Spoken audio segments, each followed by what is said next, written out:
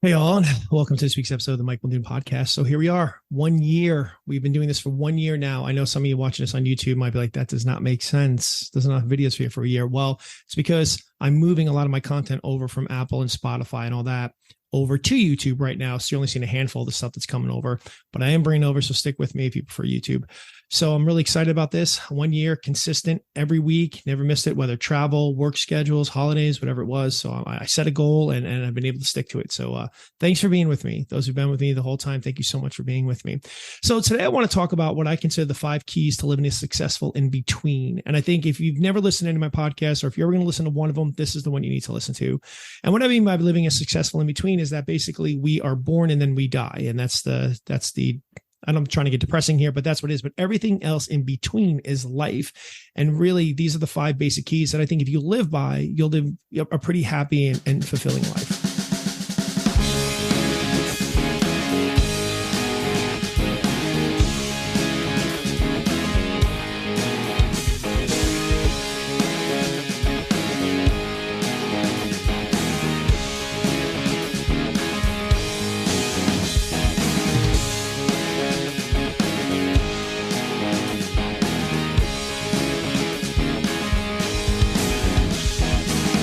Let's just get into it. So I say this one all the time, but it's so important. And number one is it's your life and you need to live it. See, far too many people, and I'm going to start with young people right now, are just influenced by their family and their friends and outside perceptions. You know, a lot of times it's fear of judgment or ridicule. And instead of pursuing a life that will make them happy, they crumble and basically let others sort of dictate their lives and what they should do. You know, I've used this example before, but like a young boy or a girl who dreams of being a writer, but finds pushback from their family and instead just takes a job in marketing to play it safe. Or a young boy is fascinated by ballet, but, fears ridicule and peers, ridicule from his peers of others, and instead, joins the football team. And, a lot of times young people, they base their friendships and tastes on what others think. And if they step out of line, they can be reduced to ridicule. And this frightens them and keeps them handcuffed to a life limited. But the thing of it is, it's your life and you need to star in it. If you're not following your dreams or you're holding yourself back due to the thoughts and opinions of others, you need to move from being a lamb to a lion. And that has nothing to do with physical strength. This isn't about masculinity, but it's about a willingness to go about things alone. Lambs are herded animals. Lions will roam alone. This doesn't mean that, a lion might not run a pack to run with, but that pack isn't going to interfere with their lives. But listen, I know what you're thinking. Well, now I'm older. Well, yeah. I mean, as we're older, we start taking on more responsibilities, right? And, maybe our friends and don't influence us as much anymore because, you grow up and you realize, that stuff that really bothered me then isn't as important to me now, but you still have responsibilities, but you can't do the whole, it's my life and I'll do what I want to, it becomes a little bit more complex. Because maybe you dream of traveling the world, but, quitting your job, abandoning your family might not be the best thing you can do. Again, see, when we're young and we're without responsibilities, you can quit your job, grab your passport and be off around the world. But with age comes responsibility. It's not as easy. Without responsibilities, you're like a speedboat. You're just flying in one direction and then you can quickly, as fast as you want, kind of turn off and be in the other direction in no time. But with age and responsibility, we're more like one of these shipping containers, right? One of these big barges just going across the ocean. Now you can pivot and head off another way you want, but it's going to take some time to turn that ship around. And you might just be carrying a little bit more cargo, but that doesn't mean you shouldn't try. It might take you a little bit longer, but that doesn't mean you can't do it. Especially if you're lucky enough to have supportive people in your life. So if you have a dream of, maybe, you're working in a law firm right now and you're on your way to being partner, but you're not happy and your dream is to open up a bakery. Well, then, you got to follow your dream and you got to do it. Now, I'm not saying just quit everything tomorrow and jump right in, but you can start making moves to go in that direction. If this is really your passion, if this is something you really want to do, then you need to do that. You can't have people just telling you, I can't believe you quit that job. How could you walk away from that? If you're not happy, and and you're not feeling fulfilled, it's your life. You got to do what's going to make you happy. And again, like I said, if you're lucky enough to have people who's supportive, maybe your wife's on board. Maybe she agrees, we'll cut back to spending. We'll do this. We'll have to do this. Let's start looking at places. Let's do this. But you got to start looking at opportunities. Don't let, this job or the perceptions of others interfere really is your dream, which might be to be a bakery. So like I said, again, if you're somebody who's really lucky to have supportive people in your life, then, it's going to make you getting there a little bit easier, which really brings me to number 2. your relationships. See, nothing can derail your life more than bad relationships. And I'm not talking about bad business relationship, some that can cause you financial ruin. I'm talking about personal ones as well, right? Like your relationships can have a significant impact on your mental and emotional well-being. Positive relationships can provide support, comfort, happiness, while toxic relationships can, cause stress, anxiety, even depression. Don't put a round peg in a square hole. Far too often, the signs are there that the relationship is not good. Like this is not a good relationship. And yet people try to ignore the signs, convincing themselves that this will pass. It doesn't. If there's a lack of trust in the beginning, it doesn't go away with time unless there's some sort of work or therapy or real sort of, again, work put into something like this. All right. It just, things like that don't go away. Don't ignore the signs.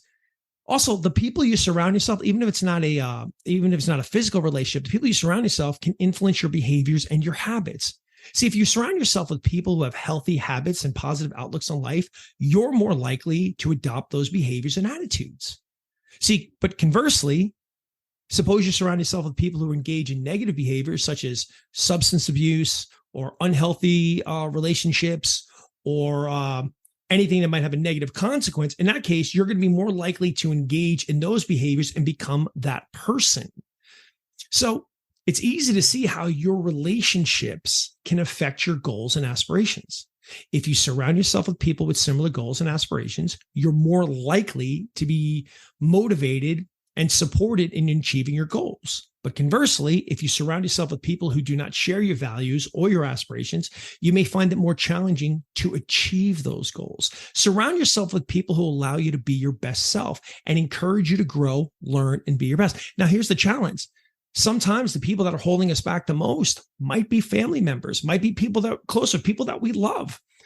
And we might feel like we owe them, but again, it is your life. And if they're holding you back, see, the thing is, people really love you and care for you and want the best for you. They're not going to hold you back. They're going to want to support you. They're going to want to see you dream, but that's not often the case a lot of times. So don't get stuck in relationships, whether it's a physical relationship or just a friendship, or sometimes even a familiar one, a family one. If it's holding you back and stopping you from living your best life and maybe causing negative consequences in your life. Choose your relationships wisely. Number 3, understand your tears. I don't mean the crying ones. I'm talking about your thoughts, your emotions, your actions, and your results. Have you ever wondered why some people constantly achieve success while others just struggle to find their footing? It's because they're better with their thoughts. See, thoughts are the driving force behind our emotions and our actions, and ultimately the results we experience in our lives. So to make any positive change in your life, you just can't start with the action. You can't start, you have to start with the thought. You don't start with a diet and a workout routine, right? If you want to lose weight, you start with your thoughts. And understanding this can transform how you navigate your journey and create the life you desire. So let's talk about this for a second, right? Every emotion is preceded by a thought. Okay. So our thoughts impact our emotions. So every feeling we experience is preceded by a thought. So for example, if you constantly dwell on negative thoughts like I'm not good enough or I will never succeed, you're going to feel discouraged, anxious, or defeated. But on the other hand, if you focus on positive thoughts such as I can do this, or, you're going to experience emotions like confidence, determination, joy. See, thoughts act as a lens through which we perceive and interpret the world. It directly affects our emotional states. Therefore, if you don't change the thought of forget it, I'm never going to lose my weight, then you'll never find the right emotion to drive you to the action to maybe stick to that diet, to hit the gym, to get the result you want of maybe losing that weight. I'm just using weight here as an example, okay? They are linked. Now, thoughts and actions. So thoughts not only influence our emotions, but again, like I talked about earlier, the action to get into the gym, but it influences our actions as well. See, our thoughts create a mental blueprint, right, that guide our behavior. If you believe you're unathletic and incapable of physical fitness, you're less likely to exercise or take the steps, towards a healthier lifestyle. However, if you believe you can improve your fitness level and or effort, your fitness level with some sort of effort and consistency, you'll take action. You'll follow a workout routine. You'll make healthier choices. See, our thoughts propel, again, our emotions, which propel us forward into our actions. Okay. So, and it's here, it's either going to propel us forward in life or it's going to hold us back. Again, depending on the nature or sort of the intensity of your thoughts, which now leads us to our final component, which is the results. So the results we experience in life are directly linked, again, to the thoughts, emotions, actions, results. Positive thoughts generate positive outcomes. Negative thoughts can hinder your progress, negative outcomes. So when we have a clear vision of what we want to achieve and maintain positive thoughts aligned with that vision, we increase the likelihood of manifesting our desired result. Our thoughts shape our beliefs, attitudes, and expectations, which in turn influence our behaviors and the actions we take. It's not magic. No one is saying that you can think positively and feel good, but do nothing and get everything. You still need to take action. So by having positive thoughts and focusing on empowering beliefs, you create a powerful force that drives you forward towards success and fulfillment. That's what they mean by your thoughts create your reality, because good thoughts, happy emotions, going into actions, going to get the results you want. Okay. So it's so important to keep that in mind. Those are your tiers. Fourth, take responsibility for your actions. Okay. I feel like we live in a world right now where nobody. I mean, we can have video evidence that you did it, and yet people say, I didn't do it. Or people trying to, avoid any sort of negative consequence because they may have done it. Now they're worried about the ramifications of it. People, this is such an important one. Take responsibility for your actions, no matter what it is, because here's the thing. You're going to help humanity out.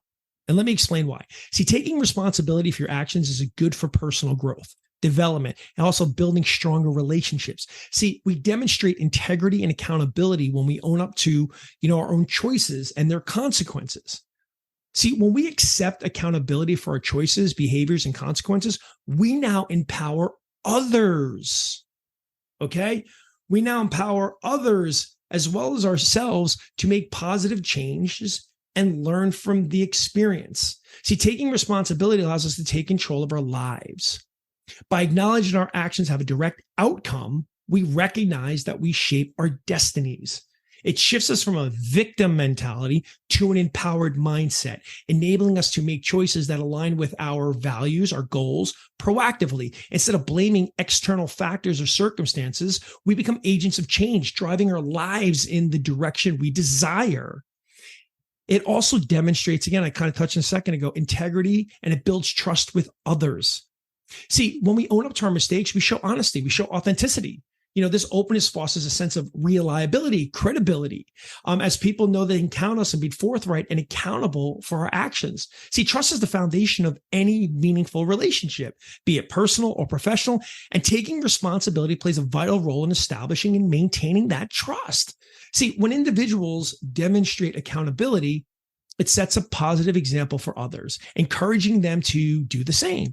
It promotes personal responsibility, creates a more honest and ethical and compassionate society. We become role models for future generations, inspiring them to take ownership of their actions and make choices that positively impact themselves and others. So take responsibility for your actions, okay? In the long run, it's better for you.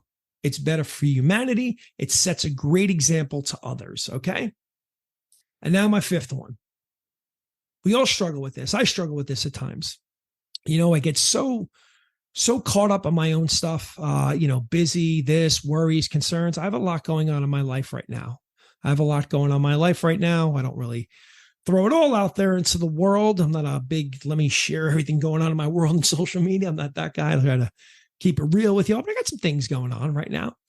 And when you do this fifth one sometimes become harder because these are the people that tend to get sacrificed a little bit. And for that, this one is number 5, give time to the people you love. See, give time to the people you love. It emphasizes the importance of investing time and attention in relationships with those who we care about. See, in today's, fast-paced, busy world where a lot of stuff's coming at us, it's it's easy to get caught up in various obligations, distractions, sometimes leading us to neglect the people who matter the most to us. I mean, giving time to the people you love shows them their value, they're appreciated, and they're cherished. Spending quality time together helps strengthen those bonds and, again, builds trust, fosters a deeper connection. It allows for meaningful conversations, shared experiences, and creations of, creating these lasting memories. I got to try to remember to do this sometimes. Luckily my wife is very good at it. But with our kids, sometimes we get so caught up that if they're just busy, they're happy, but we can't just rely on that. We have to take time to sit with them, to look at them, to hear them, to acknowledge them. It's amazing that, kids love technology so much nowadays, but yet what they still always want is your time. They want you to just sit with them. They want you to read a book with them. They want to be engaged with you. They want to talk to you. They want to tell you things.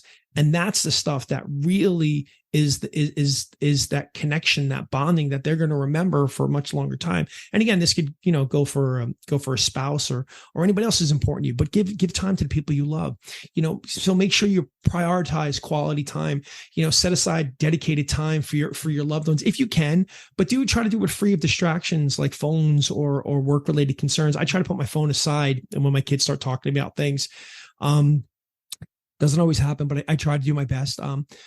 Try to engage in like activities like, that you all enjoy or just have that conversation, again, if it's with your spouse or, with your children or any other family members. Right.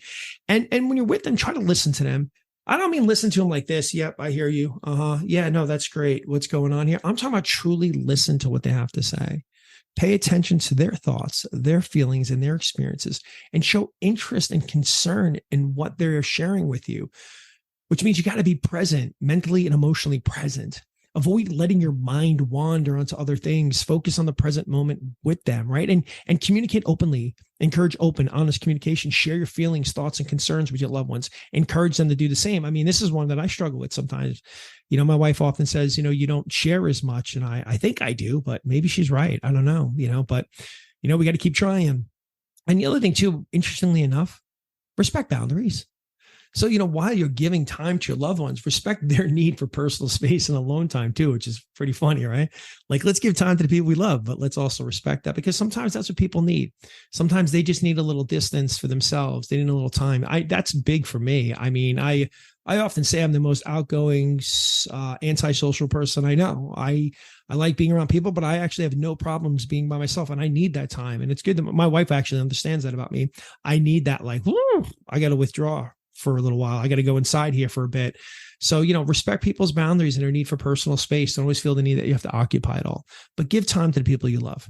So even if it's just like 5 seconds, just put the phone down, look at them, hear what they're saying, really listen to them, respond. Okay. So, and this is something that could require constant effort. Like I said, it's something I struggle with that I still have to keep working on. Right. But it's a commitment to nurturing these relationships. So it's going to take some time. And in return, I think you're going to find that love and connection you share with them is really going to enrich your life. So that's it right there, people. That's what I got. I got the 5 keys right there that I think are to living a successful in between.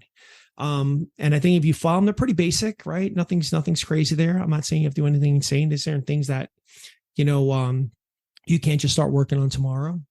The earlier you get into them, the better. But, I think, these are the 5 basic keys that have you living a pretty good life. So anyway, that's what I got for you today. Thank you. 1 year. Thank you so much. Really love, if you could share today's episode, with somebody, that'd be fantastic. If you like what you hear, please subscribe. Love that. Share this video with people. Share my other videos with people. Go back. If you just found me, please go back and listen. I'm also a coach. So, I do this so you can get an understanding of who I am. But if you want to talk to me, feel free to go to my website, MikeMuldoonLC.com. I always have I don't like to call it I don't want to call it. It's free, but I hate the word free because nobody ever values things that are for free. But my first session with anybody is at no cost, because it's really about a willingness to see if we can really work together. If I can bring something to the table, and I feel like you and I could have a good relationship, as a coach and client relationship. So you can always go to my website there and check me out on Instagram at Mike Muldoon LC. Trying to keep up on that social media stuff. Feel like I'm so far behind on it. But anyway, I happily like being here on YouTube. So other than that, listen, I thank you so much for being with me today. And again, on my 1 year anniversary, and I appreciate you all. And as always, I got nothing but love for you.